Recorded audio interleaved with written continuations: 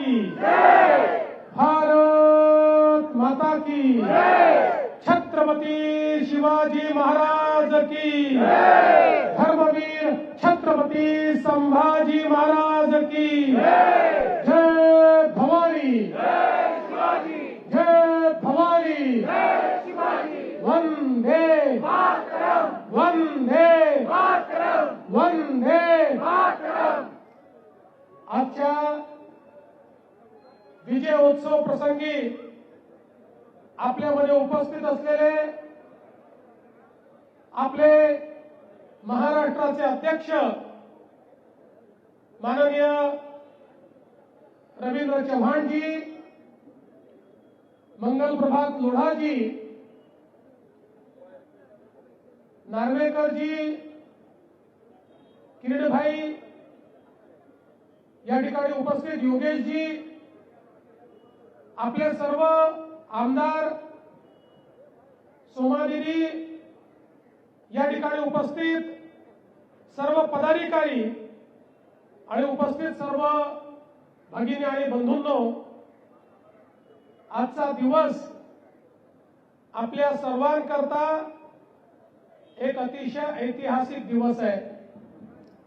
मी बंगालमध्ये जेव्हा गेलो होतो, मला पत्रकार परिषदेमध्ये तिथल्या एका पत्रकाराने विचारलं की ममता दीदी म्हणतात भारतीय जनता पार्टी आणि त्याचे नेते हे बंगालच्या बाहेरचे आहेत, बाहेरचे लोक येऊन या ठिकाणी मत मागतात, यावर तुमचं मत काय आहे? मी त्यांना सांगितलं, आमच्या भारतीय जनता पार्टीची निर्मिती ज्यांनी केली ते श्यामा प्रसाद मुखर्जी हेच बंगालचे होते। त्यामुळे खरा बंगालचा पक्ष जर कुठला असेल तर तो भारतीय जनता पक्ष आहे। आणि आज बंगालच्या जनतेने दीदींना दाखवून दिलं बंगालचा खरा पक्ष कुठला आहे। आणि बंगालच्या लोकांनी ज्या प्रकारे प्रधानमंत्री नरेंद्र मोदीजींवर विश्वास ठेवून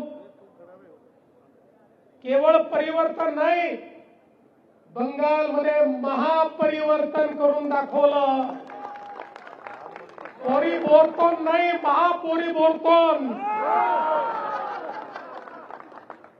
आणि ते इतकं की आता 2/3 मेजॉरिटी बंगालमध्ये भारतीय जनता पक्षाला मिळते आहे। बंगाल असेल, आसाम असेल, पुदुचेरी असेल, हा विजय भारतातल्या जनाजनाचा मोदीजींवर असलेल्या विश्वासाचा विजय आहे। आजही देशामध्ये जनतेला एकच गोष्ट माहिती आहे आणि ती गोष्ट म्हणजे मोदी है तो मुमकिन है, मोदी है मोदी है। आणि म्हणून बंगालला कुशासनातनं बाहेर काढण्याचं काम 30 वर्ष काँग्रेस, 36 वर्ष कम्युनिस्ट आणि या दोघांपेक्षाही खतरनाक 15 वर्ष ममता दीदीचं शासन, जो बंगाल देशाची आर्थिक राजधानी होता, जो कोलकाता देशाची आर्थिक आणि कमर्शियल कॅपिटल होता, त्या बंगालची अवस्था या सगळ्या लोकांनी मिळून अशा पद्धतीनं केली की आज बंगालमध्ये देशात येणारा जो एफडीआय आहे त्याचा अर्धा टक्का देखील येत नाही।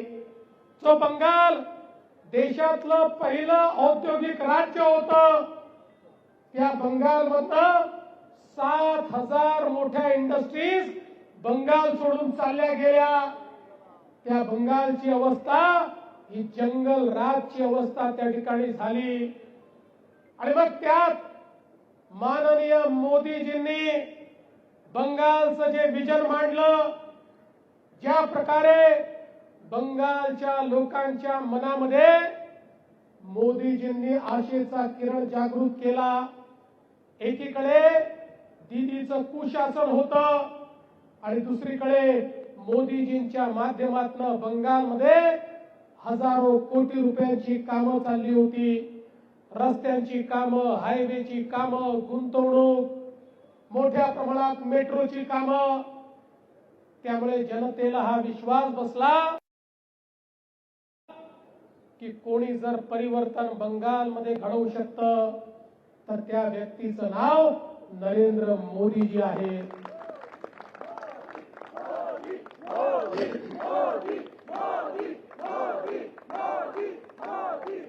मोदीजींवरचा विश्वास आज जनतेनं मतपेटीमध्ये दाखवलेला आहे आणि त्यासोबत आपले मास्टर स्ट्रॅटेजिस्ट ज्यांना आधुनिक राजकारणामध्ये चाणक्य म्हणून ओळखलं जातं ते अमित भाई शहा यांनी ज्या प्रकारे ही योजना तयार केली आणि अर्थातच आपलं शुभ नेतृत्व ज्यांनी पक्षाची सूत्र हातात घेतल्यानंतर पहिल्याच निवडणुकीमध्ये आपल्याला प्रचंड मोठा विजय मिळाला ते आपले अध्यक्ष नितीन नबीनजी, भारतीय जनता पक्षाची सगळी टीम आणि बंगालची देखील आपली टीम, बंगालचे प्रदेश अध्यक्ष असतील, आपले नेते शुभेंदू अधिकारी असतील, या सगळ्या लोकांचं मी मनापासून अभिनंदन करतो, त्यांना मनापासून धन्यवाद देतो। कारण बंगालचा विजय हा केवळ एका राज्याचा विजय नाहीये। बंगालचा विजय हा भारतामध्ये होणारी घुसपैठ, भारतामध्ये होणाऱ्या आतंकवादी कारवाया, भारतावर होणारा हल्ला, या सगळ्या गोष्टीपासून भारताला वाचवणारा हा विजय आहे। ज्या प्रकारे ममता दीदींच्या नेतृत्वातलं सरकार बांगलादेशमधनं घुसपैठी बंगालमध्ये आणायचं आणि त्या ठिकाणून कागदपत्र बनवून संपूर्ण भारतामध्ये ते जायचे आणि संपूर्ण भारतामध्ये आमचा रोजगार तर ते खायचेच, पण त्याच वेळी भारताच्या एकतेला, अखंडतेला, सार्वभौमतेला, सुरक्षेला धोका निर्माण करायचे। एक प्रकारे बंगाल आओ जाओ घर तुम्हारा और पकाओ खाओ बिर्याणी तो मुर्गा हमारा, अशा प्रकारचं सरकार हे त्या ठिकाणी ममता बॅनर्जीने दिलं होतं। आज हा विजय भारतातल्या प्रत्येक राष्ट्रवादी शक्तीचा विजय आहे। या भारताला सुरक्षित ठेवण्याकरता त्या बंगालमधल्या कार्यकर्त्यांनी आपल्या जीवाचं बलिदान दिलं। मागच्या निवडणुकीनंतर आमच्या अनेक कार्यकर्त्यांना जाळून टाकलं, मारून टाकलं, भुसकून टाकलं, हात तोडले, पाय तोडले, डोळे फोडले, माना कापून टाकल्या। आजचा विजय त्या सगळ्या कार्यकर्त्यांना समर्पित आहे। ममता दीदी, तुम्ही किती अत्याचार केलात तरी भाजपच्या कार्यकर्त्याला तुम्ही थांबवू शकत नाही, हे दाखवणारा हा विजय आहे। आणि म्हणून आजचा विजय हा देशाच्या दृष्टीने देखील महत्वाचा आहे। जसा आसामचा विजय हा तर अपेक्षित होताच, पण आसामचा विजय याकरताच महत्वाचा आहे की जेव्हापासून आसाम मध्ये भाजपचं सरकार आलं, आसाम मधलं इन्फिल्ट्रेशन पूर्णपणे थांबलं, आसाम मधली आतंकवादी गतिविधी थांबली। आता आसाम देशाचं ग्रोथ इंजिन म्हणून काम करताय, तसंच पुढच्या काळात बंगाल देखील भारताच्या वाटचालीतला एक मोठा पार्टनर म्हणून या ठिकाणी काम करताना दिसेल। आसामचे मुख्यमंत्री हेमंत बिस्व शर्मा यांनाही मी मनापासून शुभेच्छा देतो, त्यांचंही अभिनंदन करतो। अभूतपूर्व विजय, अभूतपूर्व।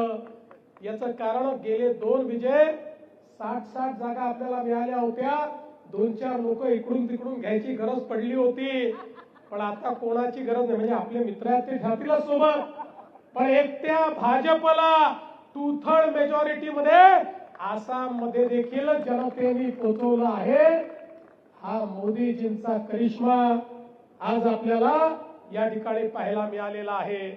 आणि म्हणून बंधु भगिनींनो, आज का ये जो यहाँ पर हम महोत्सव मना रहे, ये महोत्सव केवल जीत का महोत्सव नहीं है. ये महोत्सव केवल भारतीय जनता पार्टी के जीतने का महोत्सव नहीं है. ये महोत्सव भारत की जीत का महोत्सव है. केवल बीजेपी नहीं जीता, भारत जीता है. भारत का जन जन जीता है. भारत का एक एक आदमी जो राष्ट्रवाद के साथ इस भारत में खड़ा है, ऐसा एक एक आदमी आज विजयी हुआ है. इसलिए इस विजय के लिए मैं हमारे प्रधानमंत्री जी को केवल बधाई नहीं देना चाहता, मैं प्रधानमंत्री जी आपको धन्यवाद देना चाहता हूं. जहां एक और बीजेपी के एक एक कार्यकर्ता को लगता था कि हमारे आद्य पुरुष श्यामा प्रसाद मुखर्जी के बंगाल में हमको सीटें क्यों नहीं मिलती. पिछले चुनाव में हम 77 पर पहुंच गए और इस बार 2/3 मेजॉरिटी पर मोदी जी के नेतृत्व में पहुंचे. मैं मोदी जी को धन्यवाद इसलिए भी दूंगा कि भारत की सुरक्षा के लिए 200 भारत माता की, भारत माता की. ये तो बहुत बड़ा खेला हो गए.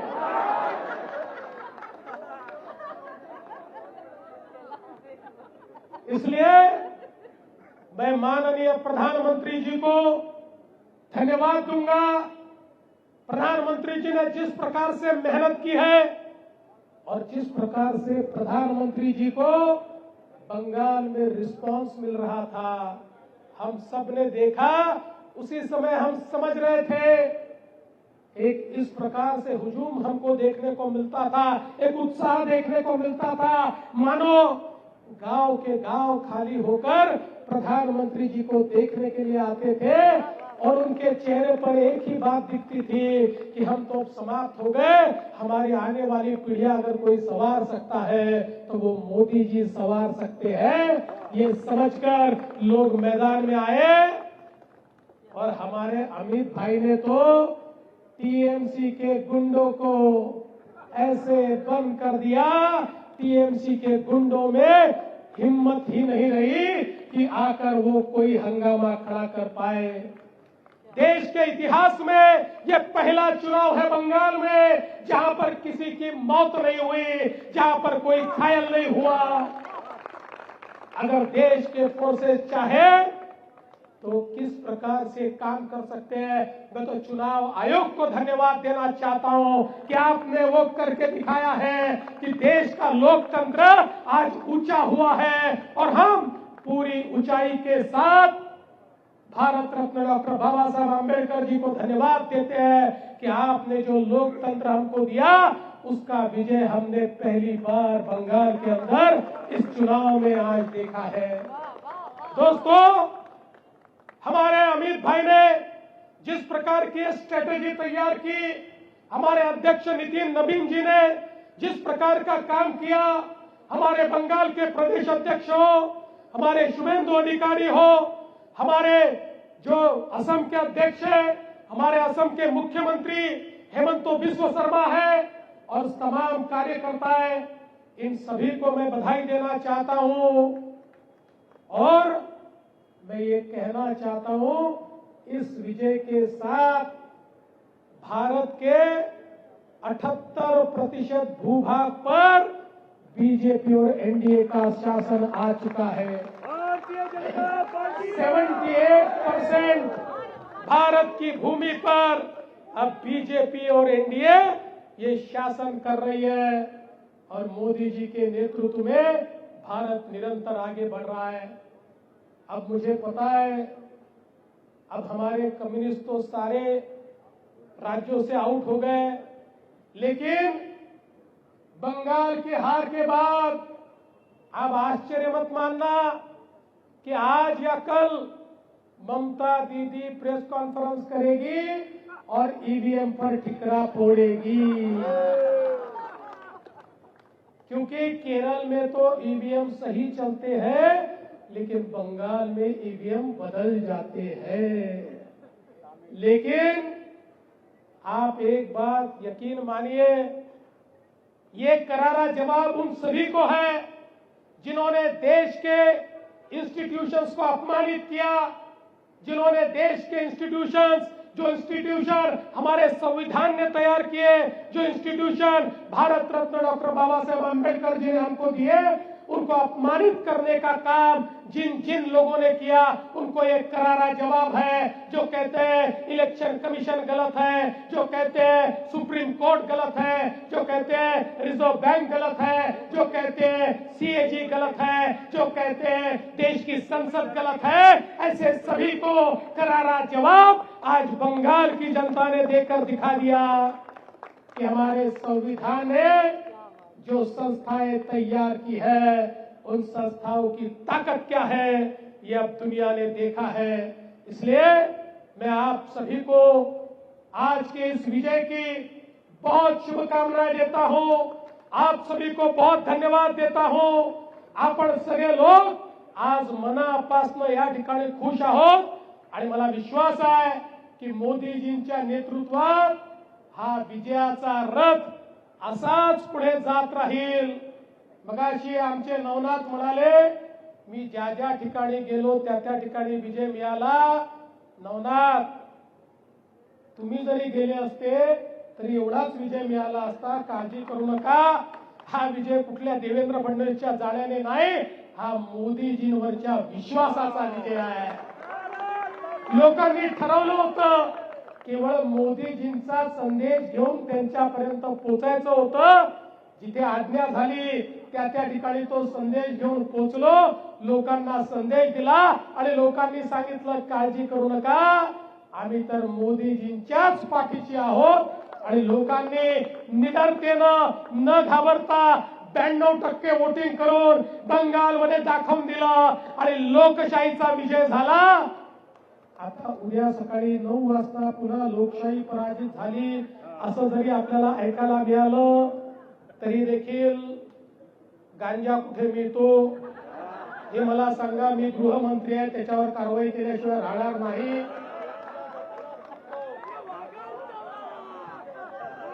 पण आज गमतीचा भाग बाजूला असू द्या, हा विजयाचा दिवस आहे। आपण एकदा जोरदार नारा लावा, भारत माता की, भारत माता की। मोदी जी आगे बढ़ो, नरेंद्र मोदी आगे बढ़ो, देश तुम्हारे साथ है। मोदी जी आगे बढ़ो, मोदी जी आगे बढ़ो। छत्रपति शिवाजी महाराज की। धन्यवाद। जय हिंद, जय महाराष्ट्र।